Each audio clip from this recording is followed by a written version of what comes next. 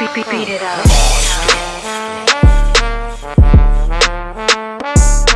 There was one thing she talked about, nature, and this is something that I think a lot of brothers that live in the inner city don't get an opportunity to experience. Mm-hmm. So with the men's group that I found, which is called Mastermind Connect, we have a nonprofit where we take inner city children overnight camping, inner city young men overnight camping. Mm-hmm. And most of these young men are from East New York and Brownsville.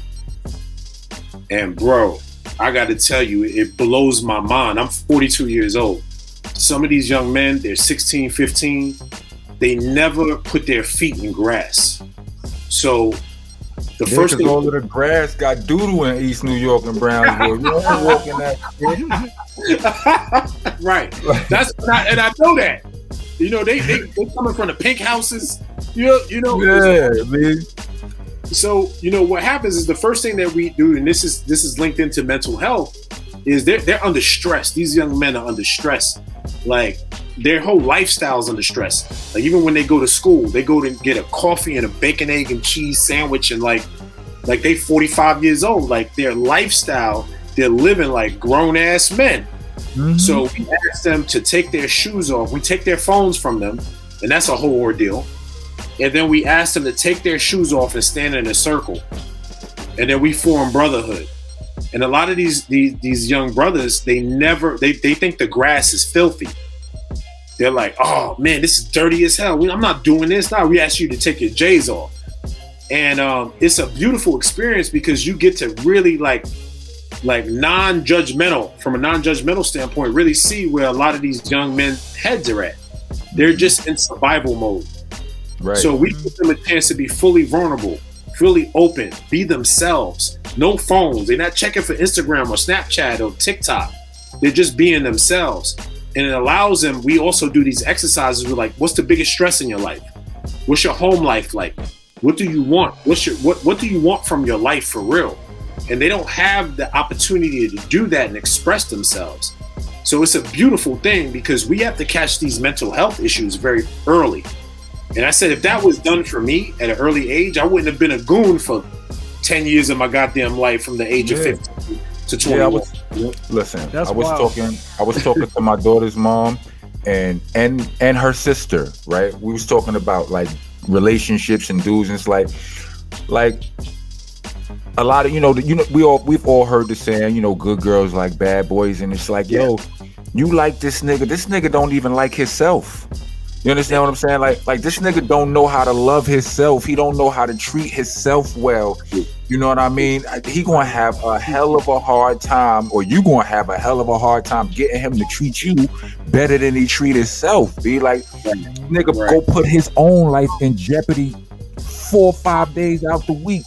You understand what I'm saying? And it goes way deeper than that. So, it's that cycle. You know what I mean? Like we got like dudes we don't even know what loving ourselves look like. A lot of us, we just, we think being prideful and being egotistical is loving ourselves. We equate that to, I'm that nigga. You understand what I'm saying? I love that. And that's the role of the ego. And I want to be very clear about the ego. The role of the ego, the only role of the ego is to protect you. That's it. The ego's role is to protect you. And the ego is necessary. I don't demonize the ego. No, me neither. The problem is this. Let me cut you off for just 1 second. All right. I'm the Rockness monster. Dopest voice in hip hop ever. Yes, ever. Ladies love my voice. You know what else ladies love? Ladies love cool shirts. And we got some of the coolest shirts you ever seen in your life over here. They don't shrink, they don't wrinkle, they don't fade. The best part about it is they feel good, real good. I promise you. You put this shirt on and women are gonna hug you different. We also got matching socks and neck gaiters for whichever shirt you order. Speaking of ordering, to order, go to rocknessbcc.bandcamp.com. Go there and have a blast. Knock yourself out. Rock on, rock on. I'm a hardcore rapper. I would not be able to, like, I make my money off my ego. I've done this shit for 20 something years. Like, where would hip hop music be without the ego? Could be in I mean, it could be in a safer place, but would it be as dope? We don't know. But continue, sir. You hit the nail on the head. As a I'm a super fan, bro. Like, I got VHS tapes literally of Helter Skelter. I have fucking like cassette tapes of Helter Skelter. It's my favorite group, like straight up. Like, my cousin was from Brooklyn, so I was just trying to be like the dudes from Brooklyn, right? You know what I mean? I'm from Queens and shit, right? It was a whole that we could get. That's a whole other podcast. Right? That's a whole other show. But what I will say is this: is that the thing is, you have to check your ego. You have to give your ego a role, right? When Beyonce is Beyonce, she's Beyonce. When she steps on stage, she's Sasha Fierce, right? If I could give you the best example of that, right? Like, Old Dirty Bastard, when he's with his kids, he's Russell Jones. When he's on stage, he's Old Dirty Bastard, right? Right. We all have that, right? When you are at your job, you are somebody else. You have to maybe code switch and professional, right? The role of the ego is just to protect yourself. But the problem is, where the problem comes in, is when your ego assumes your entire identity. And you can't accept opinions, you can't accept constructive criticism, etc. Your ego needs a role, and you need to place your ego in a role and be aware enough to self-regulate. And this is why I say I want everybody to look up the emotional intelligence diagram. Emotional intelligence. Emotional intelligence will help you make more money. It'll help you live a healthier life. It'll help you understand stressful situations. Because a lot of brothers and a lot of sisters go through anxiety, and they don't even know that they're dealing with anxiety.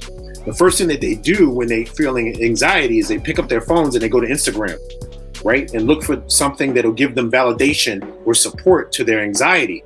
But what you need to do is, when you are feeling anxiety, a tip, if I can give a little tip on if you're feeling anxiety, is the first thing is to recognize that you're feeling anxious, you're feeling stressed, you're feeling these feelings that feel foreign, your breathing is changing, your body temperature is changing, and then take a step away from whatever you're doing.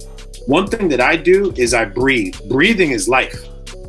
And if you can control your breathing, a lot of times you can bring yourself back down from that point of anxiety that is telling you, like, holy shit, I'm fight or flight, right? Fight or flight mode. I got to make a decision. No, just take a step back before you make a bad decision.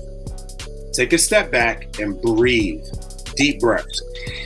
Now let me breathe ask in, breathe out. And I know that sounds simple, but it will save you from making a lot of bad decisions.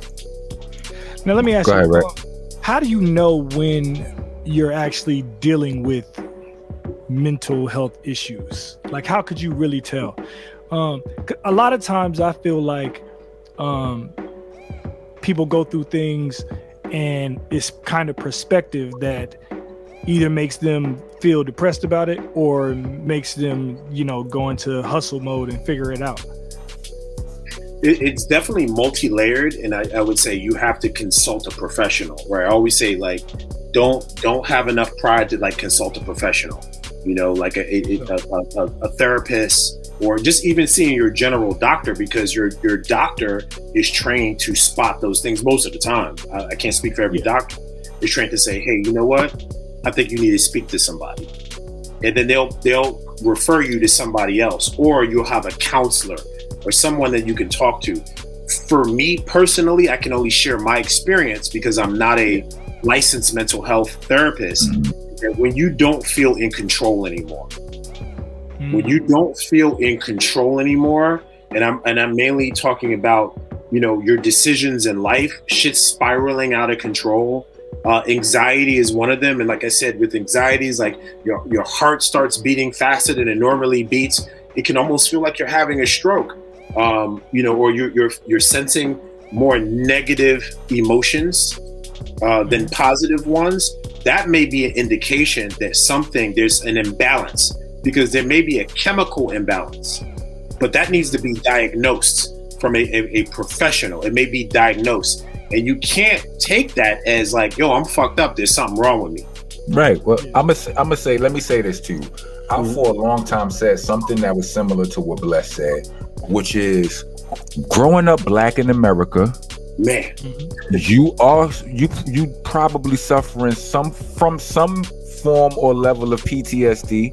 You understand what I'm saying? Like we seen so much. We've been through so much. We done lost members. We done seen people killed in our faces. All kind of struggle, all kind of hardship. We've been through some exactly what I was.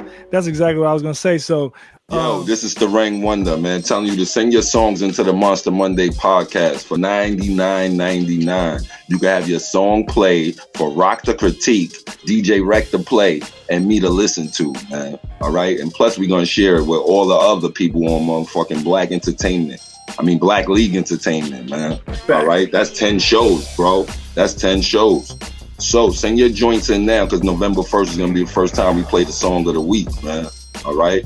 Monsta Mondayz. That's Mondays with a D-A-Y-Z out of it, man. Cash App us right there, bro. All right? For life. Monsta Mondayz Podcast. Please join us every Monday from 8 to 10 p.m. West Coast time and 11 to 1 a.m. East Coast time. Every single Monday. Monsta